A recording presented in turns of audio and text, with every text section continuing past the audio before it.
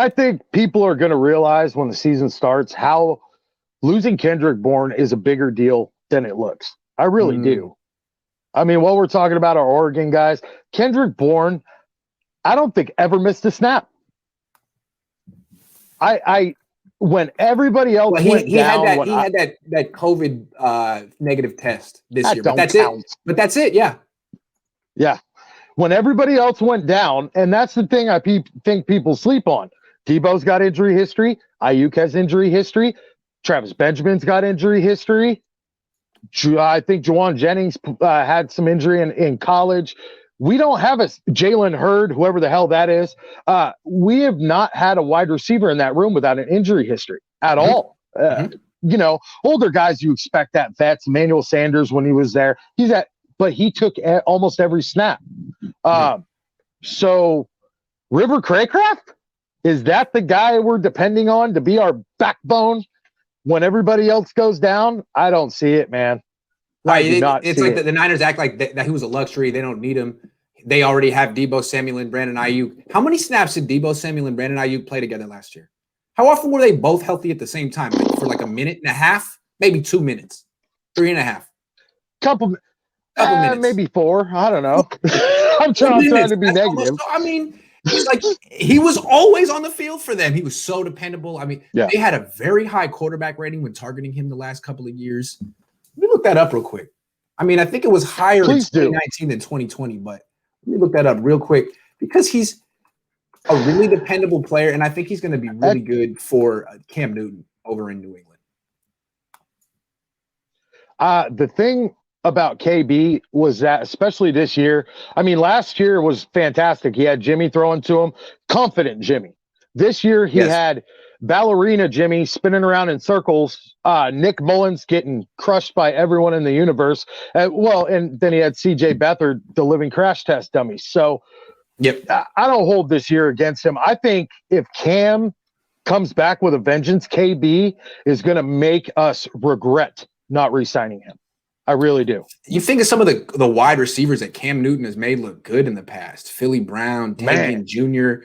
I mean, Kendrick Bourne is up there in terms of the talent that he's played with. Well, okay, I got the numbers. So in 2018, the Niners quarterback rating, there were a bunch of different quarterbacks in 2018. It was 93.4 when targeting Bourne. Those were mostly backups. 2019, 16 games of Jimmy Garoppolo, a 121 rating when targeting Bourne.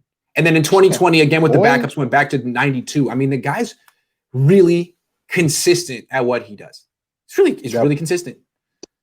So, and he's been that way since high school. I've seen high school film of Kendrick Bourne, and he's always the same way. If you tell him run a 7 route, and if nothing's open, dig, cut, do whatever you got to do, that's what he does. He's consistent. He's there. He's not hurt, which is something that we don't have, man. These injuries really scare the hell out of me because even if we do get a rookie, you're still got the most injured roster in the world. And what is that kid going to do, say Justin Fields, Mac Jones, whoever, if Trent Williams goes down?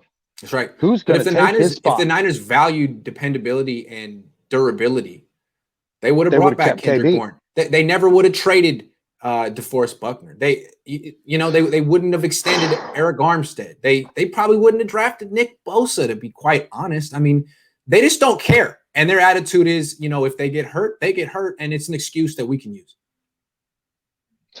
The Defoe trade still to this day hurts.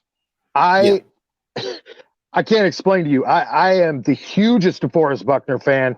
Seen him in Autzen when he was a Duck. I love DeForest Buckner. Dude was the Iron Man for the defense. For the whole majority of the team. Who missed less snaps than Buck? Who was there more than Buck? Who consistently did their job better than Buck? Well, now we could say maybe Fred Warner, and they still haven't re-signed him. Yep. And I wonder because this is a team that has already shown they don't value the type of things that Fred Warner brings to the table. All the intangibles. They'll look at him and be like, you're a 3rd-round pick. We can replace you. We'll trade you for a 1st-round pick, and we'll get someone better than you. Okay, good luck. Good luck. Well, I'm sure there's like 4 or 5 middle linebackers around the league Kyle's played with before. He can't be out of guys yet, can he? Can he? I mean, how many more of his guys can he bring onto this freaking team? None. All the spots are filled. I mean, I just it's uncanny, man. Every time something comes open, like I was saying, Kittle on Bussin' with the boys, they were talking about how the Texans cut their center. He goes, "Oh, he's a center, really?" You know, he got all interested. That doesn't mean anything. Just kind of caught my eye, and then I'm laughing because I'm like, dude, Alex Mack is going to be the guy. There's no doubt. Worst kept secret in the NFL. I just feel like Kyle knows like a certain amount of players in the NFL, and he's not comfortable coaching players he doesn't really know. Maybe he's not that personable. Maybe he needs to learn more icebreakers, like, hey, what's your favorite ice cream? Or what kind of music do you listen to? Like little conversation starters. Hey, try looking a guy in the eye when you talk to him. Kyle, don't, talk out of the side of your mouth. Little things like that. You know what I'm saying? I think he's just intimidated by people he hasn't known for 10 years. Or not intimidated, or I don't know what it is. You know what I'm saying? He doesn't seem like the kind of person who likes new people. Let's put it that way. Is the turnover rate of players leaving and the amount of guys we get from the draft close? Because pretty soon you're going to have guys retiring to go like collect their Social Security, some of these old guys he's brought in, and he's not drafting enough people to make up for it. I know. Yeah. It's just unreal. It's just unreal. I don't understand where Kyle gets the notion you can build teams simply because you know a guy. Jordan Reed, that was the biggest mistake of last year. I'm sorry. Everybody rants and raves about Jordan Reed. That guy's a clown. I thought I've never met him. They never made him available to the media. I let maybe once or twice, but I saw the way he acted on the field. I saw a guy who should have retired 3-4 years ago, who didn't have it anymore. Good hand-eye coordination, but really slow and almost looked like he was protecting himself on the field, like knew one more big hit would be seriously damaging to him. And so while he was going out there and running the wrong route and protecting himself, he had the nerve to show up his teammates and quarterbacks. It's like, dude, why don't you just go retire because you suck? That's what I thought of him. I wasn't impressed with Jordan Reed. Who are you to throw your helmet? Who are you?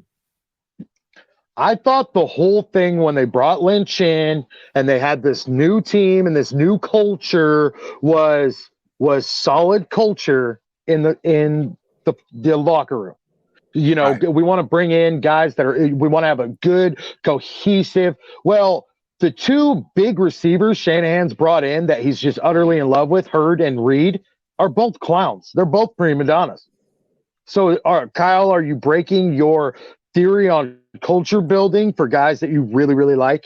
Is that what's going on here? Yeah. Yeah. I just didn't see it with Jordan Reed, man. And Ross Dwelly, better receiver than Jordan Reed. Sorry. Not a prima Anybody donna out also. there you can have. Yeah.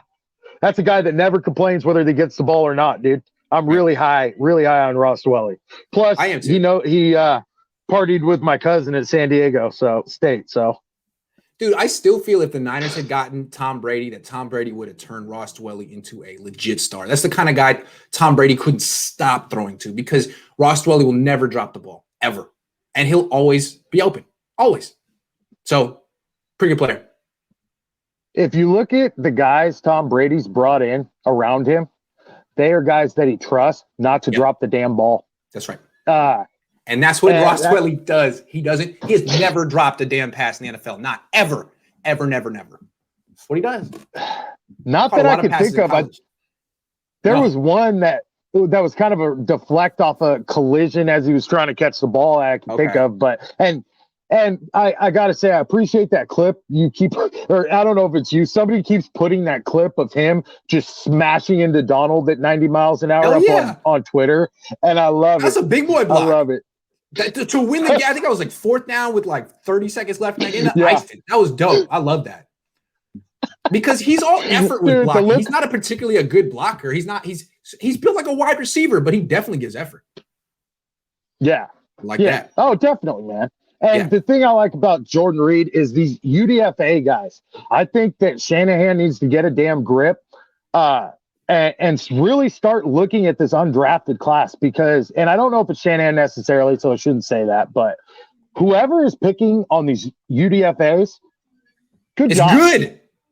It's really good. It's better than our drafting half the time. That's where we need to focus up, man.